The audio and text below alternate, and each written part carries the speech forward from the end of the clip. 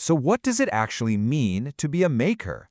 I mean, really think about it. It's way more than just, building stuff. It's this deep, almost primal connection to the act of creation itself, especially when it feels like the whole world is trying to tear down whatever you build. The wood speaks. That's not a metaphor for Sarah. She's a luthier, a violin maker. For her, making an instrument isn't about bending a piece of wood to her will. Nope, it's a conversation. She'll literally hold a piece of raw spruce to her ear, she'll tap it, and she'll just listen. She's listening for the song that's already inside, waiting for her to help it get out. And that right there is the heart of what we're going to explore. We're going to follow the stories of 3 different makers, and each one is up against their own unique force of, well, unmaking. It's this incredible story about that very human need to create, and all the things that seem dead set on undoing it. Okay, so to really get this struggle, you first have to understand the kind of knowledge we're talking about here. This is a type of wisdom you just can't get from a textbook or by watching a YouTube tutorial. It's called embodied knowledge. Let's jump back to Sarah for a second. She doesn't use a fancy tool to measure how thick the top of a violin should be. She feels it.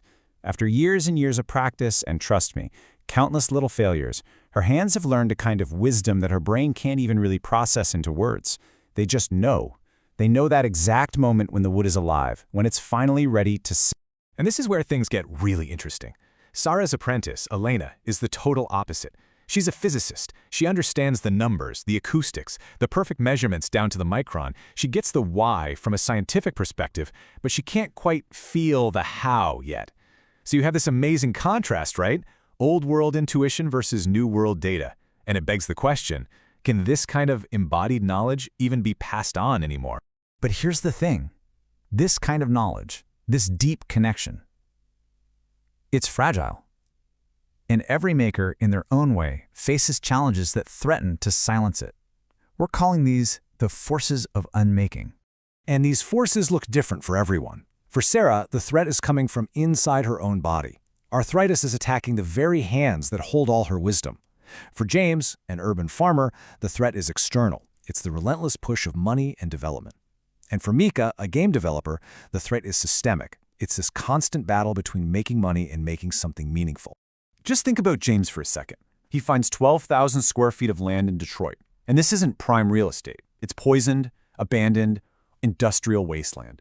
And over years, he transforms it. He makes it into this beautiful, thriving community garden, an incredible act of creation. And then one day, a letter shows up. It's all getting bulldozed for a new development. Just like Mika's fight is something a lot of creative people can probably relate to. Her day job? She's at a huge studio designing mobile games that are basically just engineered to get you to spend money. They use all the psychological tricks in the book. But then, at night, she goes home and creates these deeply personal, beautiful, uncompromising art games. They don't make a dime, but they make her life make sense. Which, of course, brings us to the biggest question of all. If your body's going to fail you, if developers can just wipe away your life's work with a bulldozer, if the system itself forces you to compromise everything you believe in, why bother? Why keep making things? Does it even matter if the thing you create is just going to disappear? So, how do our makers answer that question? Well, they don't surrender. They fight back. And for them, the simple, stubborn act of just continuing to make, that becomes its own powerful kind of resistance. Sarah, facing the end of her career, makes this absolutely impossible choice. She gets an experimental surgery, replacing the joints in her hands. She knows the prosthetics will never have that same touch, that intuitive feel. She is literally trading her embodied knowledge for the simple, mechanical ability to keep working. She's choosing to continue being a maker, even if it means she has to become a completely different kind. And what happened with James's garden? It's just amazing. After it was all destroyed, in this one last act of pure defiance, he went back to the rubble and planted a single tomato seedling. And guess what?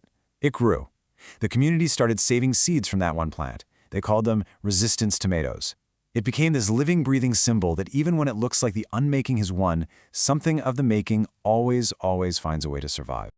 Mika's resistance is all about strategy. It's survival. She lives this split life. The day job pays the bills, it funds the real work she does at night.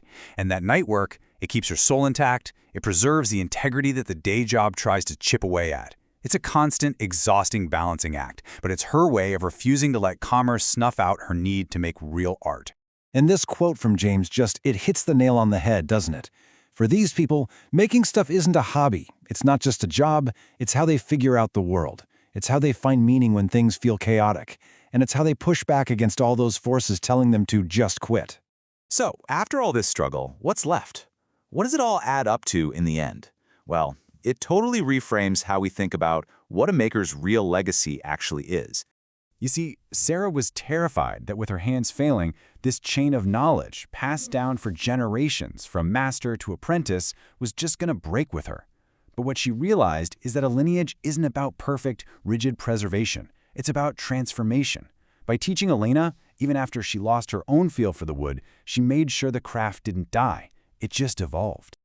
So what did these people really make? When you get right down to it, Sarah's greatest creation wasn't her last violin. It was Elena, the next luthier. James's true legacy wasn't that specific garden. It was the whole community of new gardeners he inspired. In Mika's art games, they don't just exist on a screen. They create a space for other people to make sense of their own lives. It's a complete flip in perspective, right? We're so focused on the stuff that seems temporary, the person, the object, the hands. But what actually lasts forever is the invisible stuff, the community of makers, the shared knowledge, and the craft itself as it changes and grows with each new person who picks it up. And that all leads to this beautiful, kind of paradoxical idea. Making things, it takes a toll. It costs you something. It wears you down. In a very real way, it unmakes you. But it's through that exact process, through giving a piece of yourself away, that you end up creating the one thing that will actually outlast you. A lineage, an idea, a continuation. So it kind of leaves all of us with a question to chew on. Beyond the things we build or the projects we finish, what's the real legacy of our own making? Is it the objects we leave behind, or is it the people we inspire to keep on making long after we're gone?